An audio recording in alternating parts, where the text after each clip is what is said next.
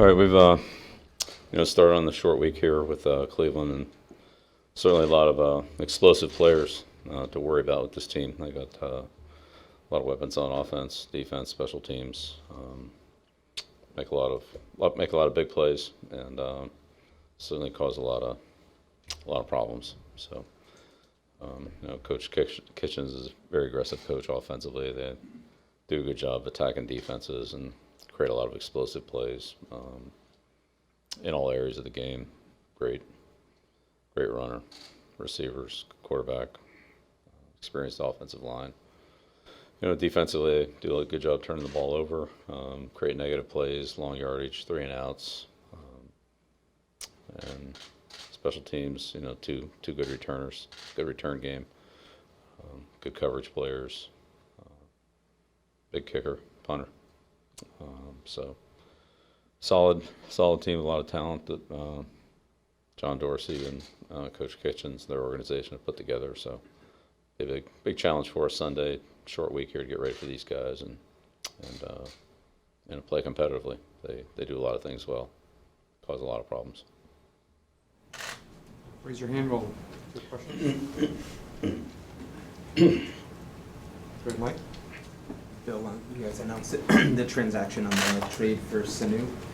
What traits does he have that you look forward to seeing how it fits here with you guys? Yeah, he's a very experienced receiver. He's had a lot of production. Excited to have him. See how it goes. See how it goes. So. Have you had much background with him, whether it was you meeting with him coming out of Rutgers? Or? Yeah, we go way back. Serious? Are you serious? Yeah, we saw everybody at Rutgers.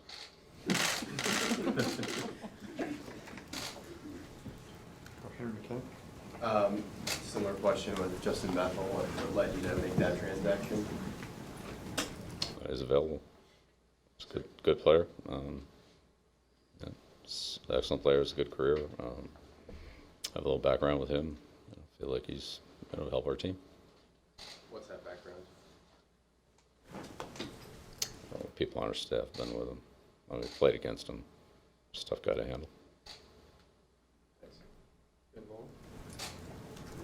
Bill, Freddie Kitchens has only been an offensive play caller for like half of last year and half of this year. Do you have a good grasp of what his system is and what they try to run there?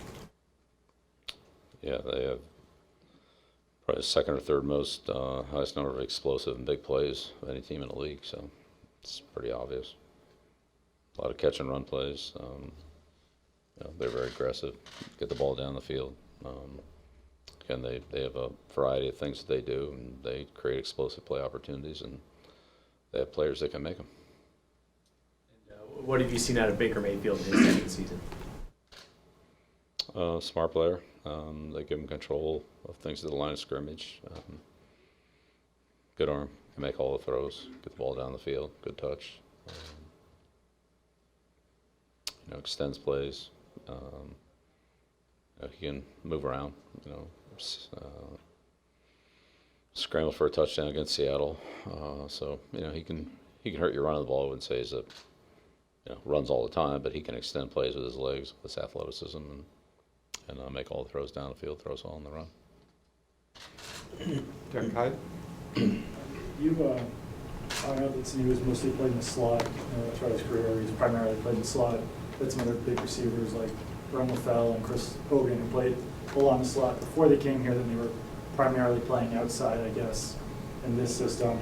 Is that something that would take an entire offseason to see if you could fit outside, or is it just kind of a wait-and-see process?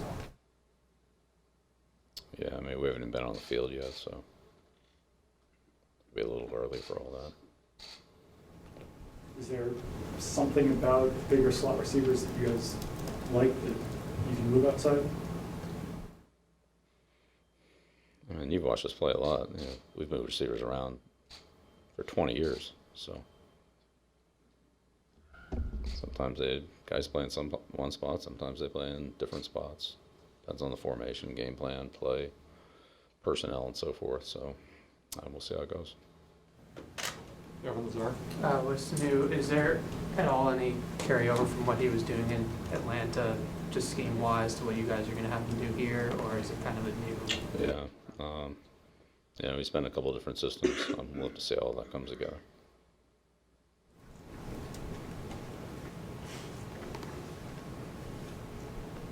Or Phil? Bill, just want to ask you about Jarrett Stidham and just kind of check in and see how his progress has been almost halfway through the season here. You guys did have 3 quarterbacks on the roster for a little while, now back to 2. So how has he done with the reps? You know, we've seen him get a few reps in games, but reps in practice as well. Yeah, good. Jarrett's a smart kid. Picks things up very quickly. I think he has a good grasp of the offense, given where he is in his career. He's handled everything that we've thrown at him.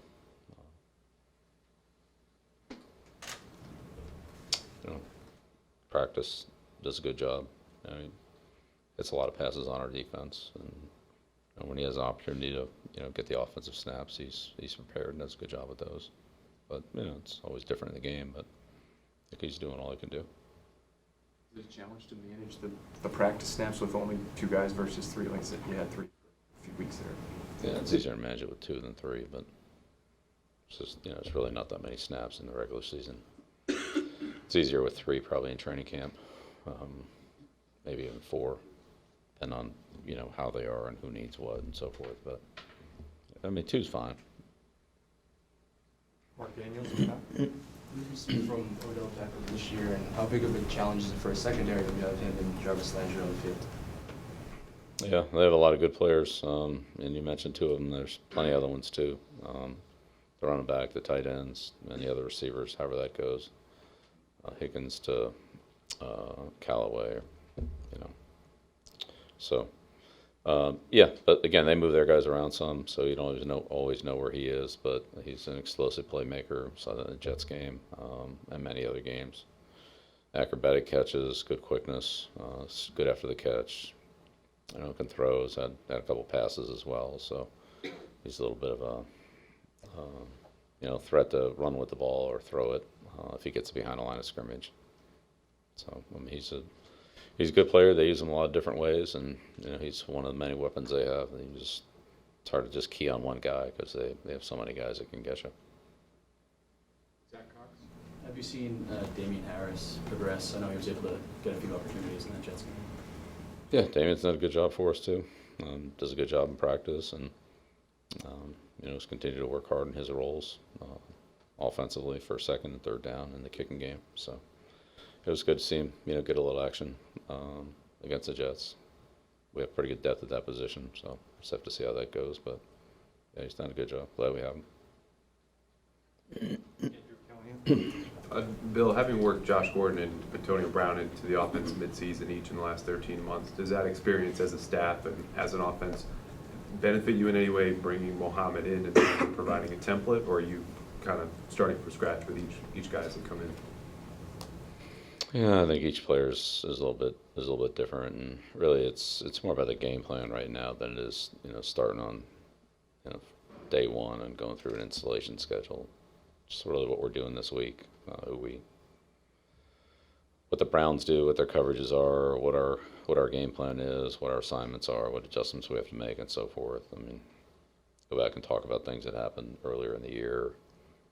There's a time for that, and we certainly have a lot to catch up on. But the most important thing for a player coming onto the team is the immediate game, upcoming game. So we'll focus most of our attention there.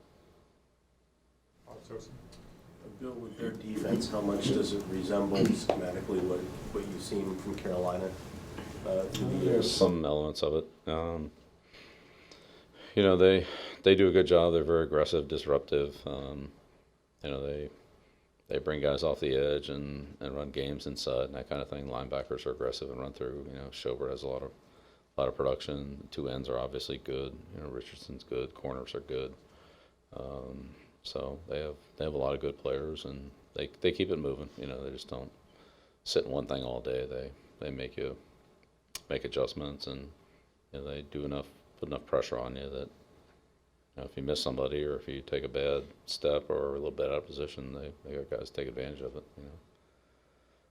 Olivier, certainly Garrett, like you said, Richardson and Schobert. Those guys are, they have a lot of production as well. Tackles for loss, disruptive plays, sacks, so forth.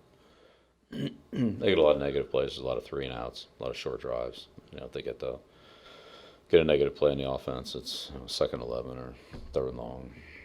So they win on one of those 2 downs, then 3rd and long is, I think they've only given up 1 3rd and long all year. So they get you in 3rd and long, they're pretty much off the field.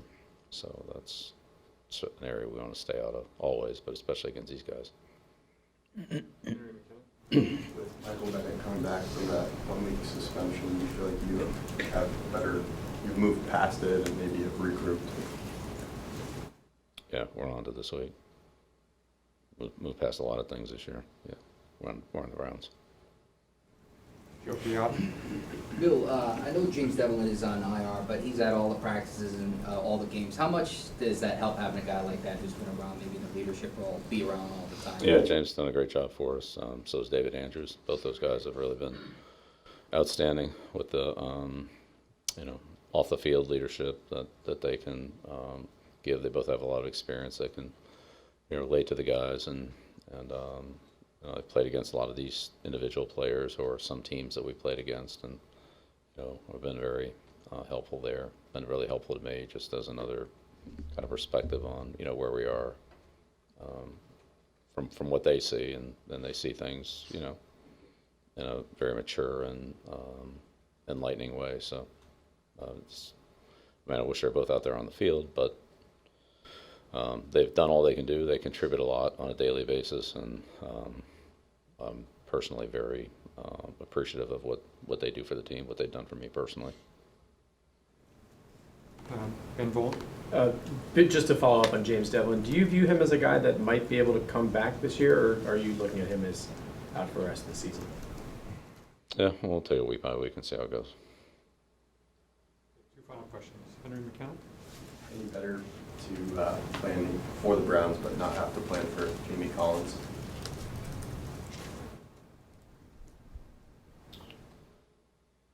Not following you. Well, he used to be in their defense, now he's in yours. Is that No, it's the National Football League. You guys move around all the time. So, yeah, it's great to have Jamie on our team. No doubt. Yeah, just going back to Dublin, how instrumental was he in helping James Ferentz and Elandon Roberts prepare for the full day duties to do? Yeah, well, that was, yeah, you're right. There's 2 guys that really didn't play that position that played it last week, so that's an example. But there's a lot of plays where it could be in a kicking game, pass protection, running game, so forth. Just overall how a certain guy will take on blocks or how they react to certain, things that happen that, when you've played against a guy and have that kind of experience against them, that you can, impart that experience to a teammate. So, look, there's a lot of little things. There's a million different conversations probably over the course of the day that those guys have that I'm not a part of, but I know in general the feedback is very positive, and for what they give us and what they put into it, they're not in the way. They don't try to do too much. They're there to help, and they're very helpful. Okay. Okay, great. Thank you.